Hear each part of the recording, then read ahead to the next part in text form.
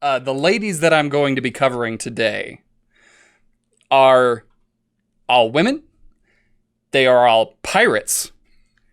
And with only one exception, they're all widows. The first one that I would like to talk about is Mary Read. Now, Mary Read... You mean Mark? Yeah. Mark Read to her friends. Mary Read was one of the most infamous pirates in the history of the Golden Age. Just by virtue, I mean, she was never a captain. She wasn't particularly, she didn't do anything specifically memorable as a pirate. It was more the fact that she was a woman and that she more than kept pace with all of these feared pirates.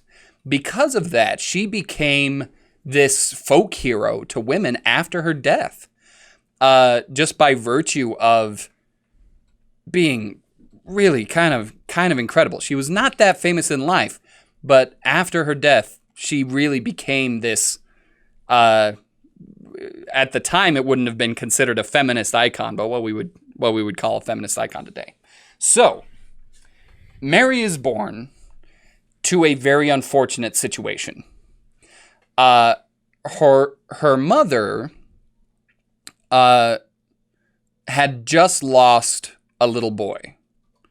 Right? Her brother had just passed away. He was 2 or 3. Her mother's husband had just been lost at sea. And her father was husband. So she was born out of wedlock. The situation is very bad all around. Her mother is in a very hard financial place. And so her mother comes up with this idea of, what if I went to my husband's family and told them that Mary, my newborn, is actually their grandson that passed away. We haven't seen them in long enough. They probably won't know the difference. All they know is that their son said that he had a son, and I will show up with this baby, and nobody will know the difference, and they will contribute some money to help raise this child. It's okay. My in-laws are real dumb. Exactly. So Mary grows up under the name Mark, and wears boys' clothes, is treated like a boy, goes to school as a boy, and when she is 15, she decides she's had enough of this nonsense and is going to go out and live on her own, only to discover that living as a woman in the early 1700s is awful. That there is not a lot of opportunity, that she's treated very poorly by everyone. There's virtually no financial future for a woman without family and without a husband. So she does the obvious thing and joins the military. As one does. And is extremely successful because she's absolutely fearless. She starts in the infantry, then she is moved to the cavalry because, again, just no fear. She'll lead a charge right into the teeth of the enemy, and she never bats an eye. Anything but go back to mother. Anything but go back to mother. Indeed.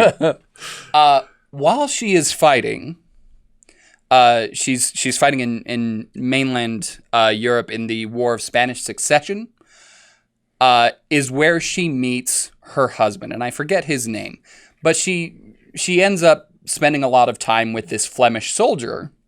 They develop a mutual respect, and she starts to have feelings for him and ends up strategically losing some buttons.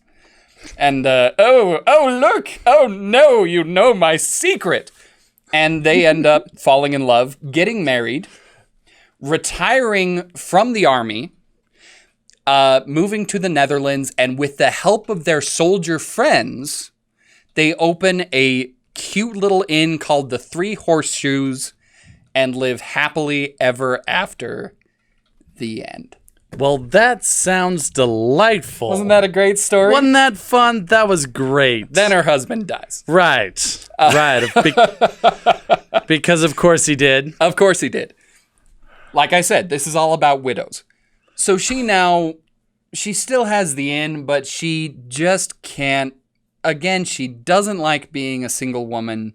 She doesn't like just sitting around doing nothing. And as much as she enjoyed, living as a woman for, it was about, I think it was between 4 and 9 years. Almost got a whole decade. Almost got a whole decade in of openly being a woman. She decides that she's going to go to the New World and just see what adventures await. So she gets on a ship and she heads toward the Caribbean. Now, unfortunately, her ship is attacked by pirates. Most of the crew decides to surrender because those people have swords and guns. Mark isn't having it. He proceeds to try to fight off the pirates with just extreme fury, and is this highly trained, very experienced soldier, gets in this extended fight with the boarding party until eventually this pirate named Andy Bonn, steps forward and says, "Are you looking for a job?" Right, it's not a direct quote. But yeah, she fights off the boarding crew until finally they offer her a place in the pirate crew and a share of the loot. It's a heck of a resume. Heck of a resume. So they invite her onto the ship, and she thinks about it and accepts. And immediately gains a reputation as being just absolutely fearless, right? Just an incredible fighter, a great member of the crew, and very dedicated to this whole idea of the Republic. I'm glad this Andy fella invited her aboard. Andy sounds great. Invited her aboard, and even though Andy was very friendly with other members of the crew, Andy gets a bit of a crush on Mark, strategically loses a few buttons, and goes, "Oh, Mark, alas, you know my secret." To which Mark replies, "Well, actually, this is very awkward. Turns out both Mark and Andy are women." Also a lady. And they become very good friends. Andy and Bonny. Andy is actually in a relationship. She is married to Jack Rackham, better known as Calico Jack. Mark falls in love with a different member of the crew. And they are having kind of a clandestine relationship behind the scenes. He gets in trouble because it turns out this guy that she's fallen in love with is not a very good pirate. He's not a very good fighter. He's not a very good sailor. And he's not very good at keeping his mouth shut. So one of the other pirates... 3 strikes, you're out. Yeah. Now, one of the best fighters challenges him to a duel. Because there's no fighting aboard ship, right? That's part of the code, is no dueling, no fighting. All of that has to be done on land. So this guy challenges Mary's lover to a duel. And it's pretty well understood that he's gonna die. He's just not very good at fighting because this is a duel to the death. Pistols and then cutlasses. Just in case you survive the pistols.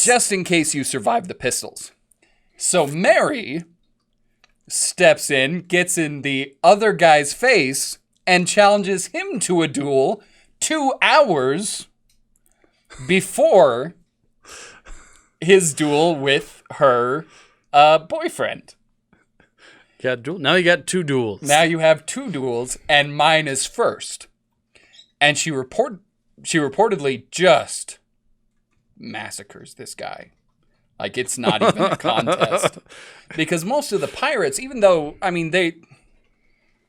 they certainly had the ferocity, they had the determination, most of them had only superficial training.